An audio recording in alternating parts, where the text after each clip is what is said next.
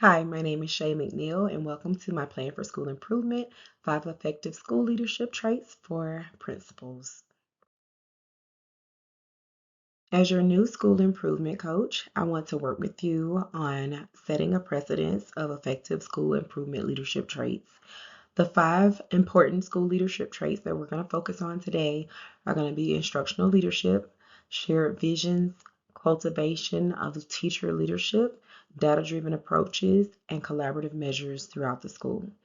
Prioritizing and teaching quality and student achievement above all is going to be very important when it comes to the leadership traits that you want to possess.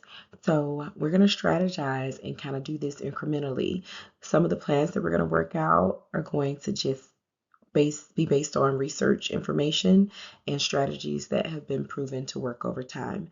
I'm going to go through these individually to set up how we plan to work on this and what will be effective along the way.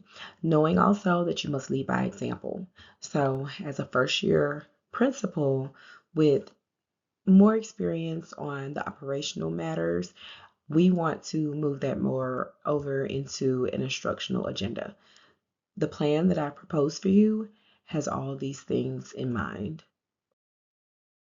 As I mentioned before, you had an operational competence and now you want to be an instructional change agent. So you must really be knowledgeable on effective research-based strategies and ways to improve the school.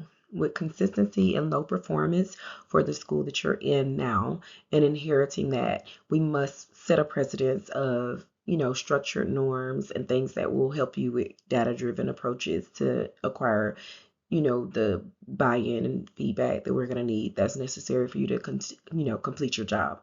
Your main job will be to convince everyone that school improvement and this given practice that you have for your program and your initiative is going to be good and impactful on student learning, and we must see how that's going to work. So we're going to start with the evidence, and we're going to make sure that the data is consistent and the things that we've seen has been happening over time, and that maybe these are data points that they haven't seen before.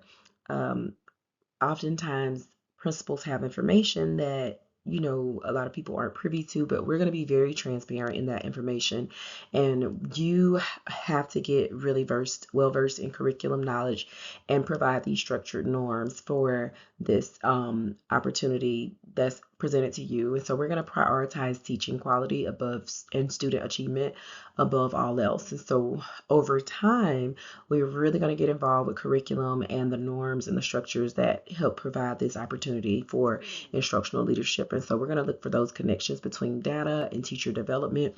And we're going to be doing walkthroughs to do that leadership kind of teamwork and making sure that we give feedback for any trends that we notice. So all of this is going to be looking at current and past surveys, maybe even to support the needs for this information that's requested, but just to provide the instructional capacity for teacher leadership and making sure that the data connected is going through to prioritize teacher quality and student achievement.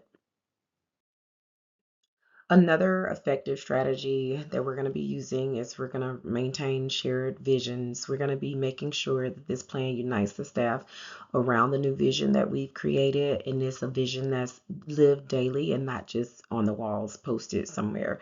Like, we want to make sure that the staff knows that we're understanding how they're going to help with the creation of this. And so this is going to be explicit about what the success of the school will look like, but we need to maybe start by doing interviews to see what teachers know and how much they understand already about our strategic goals. And once we know and align that new kind of school improvement idea to what they've kind of created and that urgent measurable school improvement goal that they've maintained or noted for themselves, they will find that this new alignment and improvement will be put into practice through daily agendas, and we'll be marketing this and promoting this with parents and teachers alike. And so as we see, what the teachers know, we understand what they already understand about the strategic goal in general, we're going to be working together Your job is to promote and have this awareness of these expectations and the accountability that focuses around them, and to prioritize this with students as well. Students need to also understand the vision, and all stakeholders involved will collaboratively help each other promote this and know the agenda and the purpose of what's needed explicitly. And then the success will be promoted throughout as it's an ongoing, continual process. The importance of the cultivation of leadership is to develop teachers to lead change and to model the success.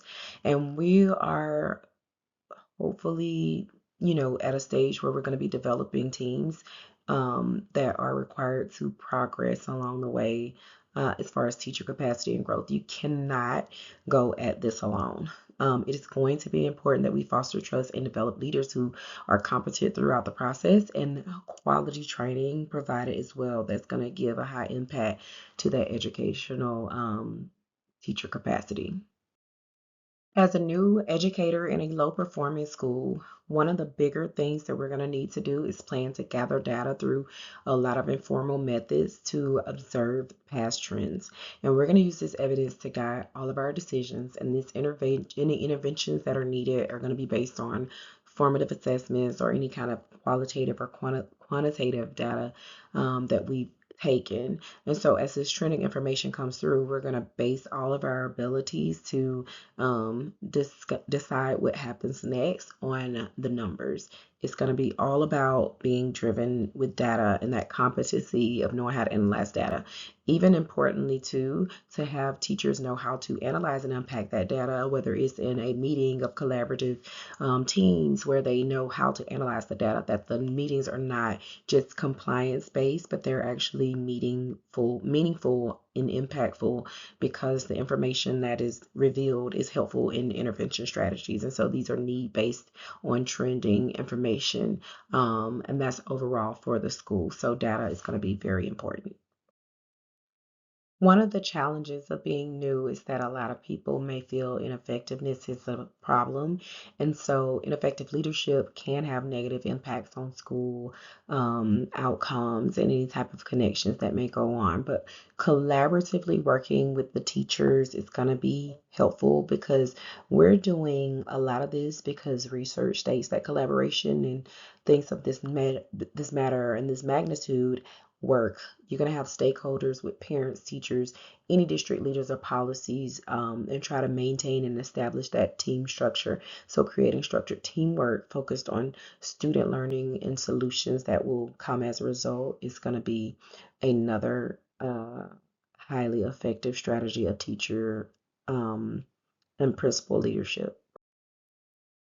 As you move beyond stabilizing those daily operations, as we mentioned before, your new priority must become to be relentless in data-driven information, not just looking at scores and trying to lead you know, your own thinking with this. You must lead your team to analyze those trends and identifying those root causes, and making instructional decisions based on that and the evidence that is there rather than assumptions. So, we're going to communicate shared visions as well, and every staff member needs to not only understand the goals, but they know their roles in achieving them. And so, as this is recommended too, that you intentionally cultivate teacher leadership, because sustainable um, you know, teacher foundings and foundations can empower educators. Um, if you are working on doing that, low performing schools just cannot be dependent on principals. This distribution of power is going to be important because it empowers, and like I stated before, it's going to empower the educators in your school. Instructional leadership will mean spending more time in the classroom, but also providing that classroom time for teachers to build that capacity too. You're going to have to provide the feedback and align all that curriculum with instruction for clear learning targets and things of that nature. And finally, you are going to work to help invest in the quality of your educators, because the entire school's capacity in instructional capacity will expand as a result.